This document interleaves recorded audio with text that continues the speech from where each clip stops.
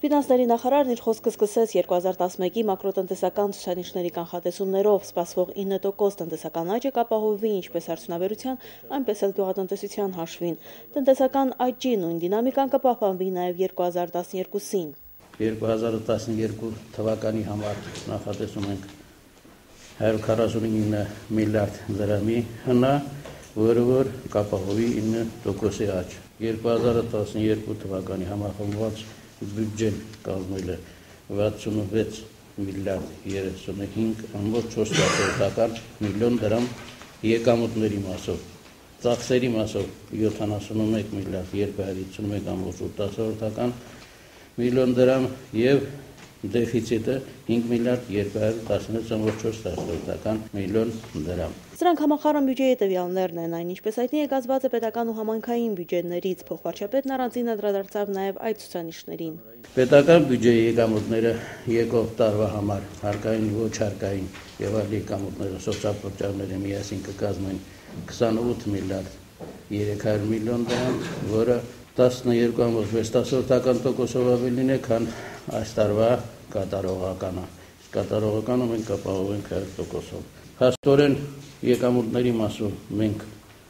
ակնկալիք ունենք 860 միլիոն դրամի դրամաշնորհների, որը արդեն պայմանավորվածություն համարաթե ձեռքբերվել է Հայաստանի Հանրապետության հետ։ Սոցիալ կազմեն 7 միլիարդ 300 միլիոն դրամ, որը 12.3% ավելին է, քան այս տարվա ցուցանիշն է, եւ միջպետական վարկը արդեն մի քանի անգամ նշել ենք, որ 35 միլիարդ 943.6 միլիոն դրամ է, որը նախորդ տարվանից ավելին է ընդամենը 585 միլիոն դրամով։ Բյուջեի պակասորդը կհամալրվի փոխառու միջոցների հաշվին, գումարներ են ակնկալվում նաև վարկերի վերադարձելիությունից, ունեցած միջոցներով կշարունակվեն նախորդ տարվա ծրագրերը, բյուջեի սոցիալական ուղղվածությունը կպահպանվի, ավելին հատկացումներն այս ոլորտում կաճեն ավելի քան 9%-ով։ Նախատեսում ենք աշխատավարձների բարձրացում 11.3%-ով աշխատավարձները կբարձրանան եւ եկող տարին միջինը կենսաթոշակը կազմի 32.600 դրամ, այս տարվա 29.300-ի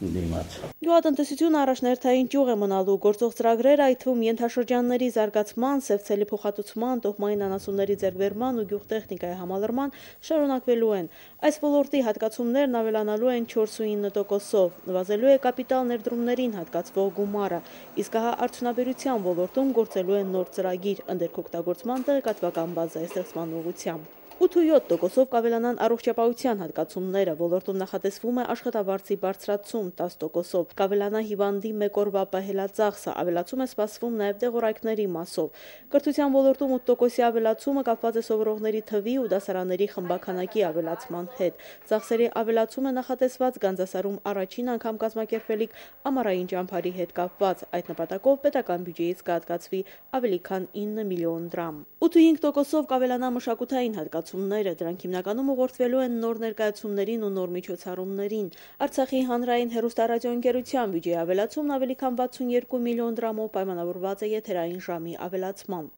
Ծրագրերը շատ են, միջոցները սահմանափակ, կառավարությունից քիչ ջանք չի պահանջվել եղած իրողության մեջ տեղավորվելու հարցում։ Սա գործող կառավարության վերջին բյուջեն է ու սոցիալական պարտավորությունների կատարումը առաջնային էր։ Պահպանվել են գործող բոլոր սոցիալական ծրագրերը, կենսաթոշակների ամենամյա բարձրացման քաղաքականությունը ապահովվել է։ 2.5 անգամ բարձրացում 2007 թվականի համեմատ։ Աշխատավարձների առումով հիմնականում կարծես թե ստացվել է չհաշված քաղծառայողների աշխատավարձները։ Քաղծառողների չբարձրացող աշխատավարձերը փորձելու են փոխհատուցել սոցիալական առանձին փաթեթով, հնարավոր է հիպոթեկային վարկավորման նոր մոդելի մշակում պետծառայողների համար։ Իդեպ բանկային վարկավորման 20%-ի աճ է սպասվում, իսկ տնտեսական աճն ինչպես հայտնի է, հնարավոր է բանկային պորտֆելի աճի ու ներդրումների հաշվին։ Երկրորդ կարևոր խնդիրը տնտեսական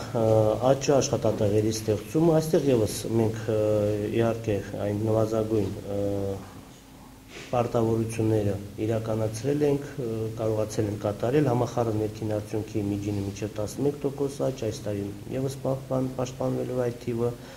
12-13 թվականների համար ստեղծված են նախադրյալներ։ Համախառն ներքին արդյունքի աճի 1%-ը էներգետիկայի հաշվին է, տնտեսական աճի ապահովում է կանխատեսվում նաև գյուղատնտեսության հաշվին։ Այս ոլորտում ծախսվող գումարները վարչապետի գնահատմամբ կուտակվող ակտիվներ են, ուստի դրանք միանշանակ ծախսեր կոչելն այնքան էլ ճիշտ չէ։ Անելիքներ կան նվազագույն սպառողական զամբյուղի ապահովման ուղղությամբ։ Բարենային զամբյուղը